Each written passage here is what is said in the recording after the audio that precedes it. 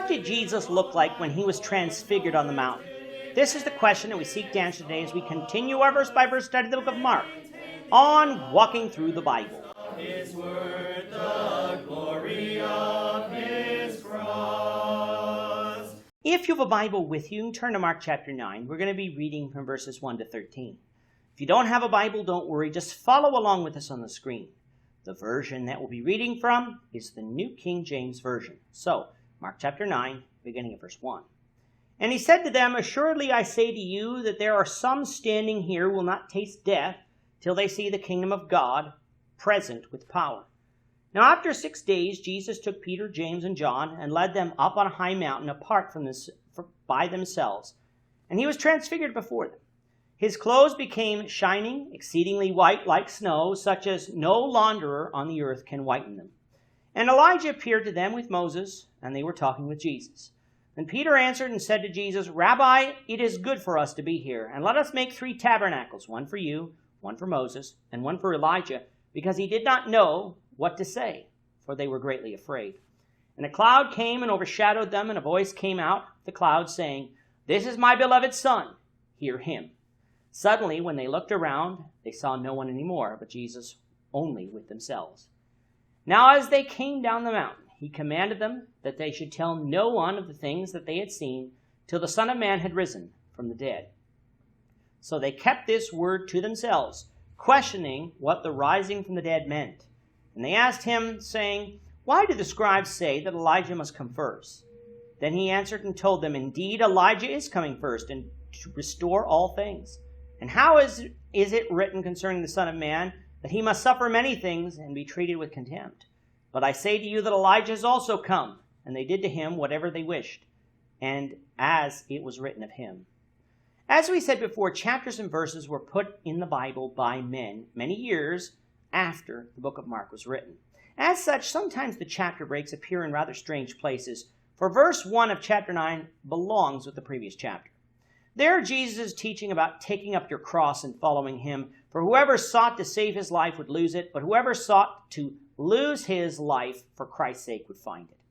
He then concludes his teaching by stating that some standing there wouldn't die until they saw the kingdom of God come with power. Now, there are some people today who are looking for the kingdom to still be in our future, an earthly kingdom. But unless there are 2,000-year-old people walking this earth today, the kingdom of God has come, or Jesus is a liar.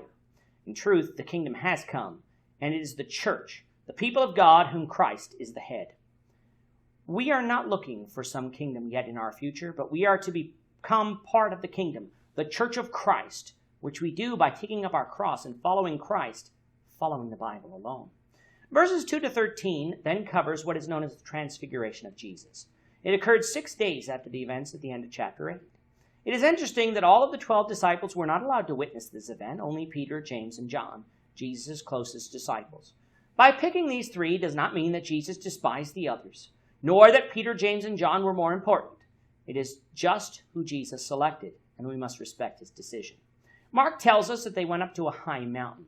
The mountain is not identified, just like the place where Moses was buried is not identified.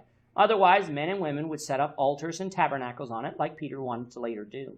Some speculate this mountain was Mount Tabor in the lower Galilee region. Others believe it could be Mount Hermon, the mountain near Caesarea Philippi, where we found Jesus in chapter 8. What mountain this is not important. It's what happened on this mountain that we need to pay attention to. If you recall from chapter 8, Peter had confessed that Jesus was the Son of God, God himself, and now Peter was allowed to witness the truthfulness of that confession. While on earth, Jesus had a physical body. He did not possess his heavenly body. However, that does not mean that it was impossible for Jesus as God to possess this body while on earth. If he did so, though, first of all, he wouldn't be able to die, a prerequisite if our sins were to be forgiven. And second, he would be so radiant and bright that it would be difficult for the people to look upon him, if not impossible, like we saw with Moses in our study of Exodus on the top of Mount Sinai. Along with Jesus appeared Moses and Elijah, who spoke with Jesus. The apostles were living on this earth. Moses had died and gone to Hades, the realm of the dead, and Elijah never died, but was taken straight to heaven. Thus, the whole universe, both physical and spiritual, living and dead, were represented here. It would have been interesting to know what was said, but since the writers don't reveal that, it is useless to speculate. Peter, yet again, quick to speak, thought that the purpose of seeing this was so that they could worship Moses, the lawgiver, Elijah, the mighty prophet, and Jesus, the Son of God. A voice from heaven, however, corrected Peter by saying, "This is my beloved Son, hear him." Moses and Elijah were mere men. They too were witnessing the majesty of Christ on earth. But the person that needed to be listened to and followed was Jesus Christ, for he was the one through whom the whole world would be saved. After hearing the voice, the event was over, and Jesus was alone again with Peter, James, and John. He commanded them not to speak of this vision until after Jesus had risen from the dead. They obeyed this command, which is evident since Mark was not there, yet he is telling us of it.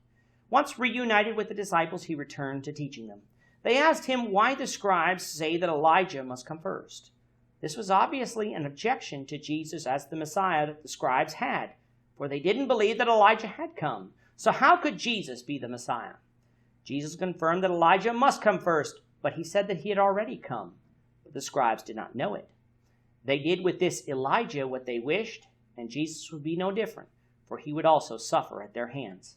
Matthew would tell us that the disciples understood that Jesus was talking about John the Baptist, though Mark omits this point. With that, our time is up for today, Lord willing. We hope you'll join us for tomorrow's discussion of Mark chapter 9, verses 14 to 29, as we continue our walk through the Bible, one verse at a time. Thank you for watching today's episode.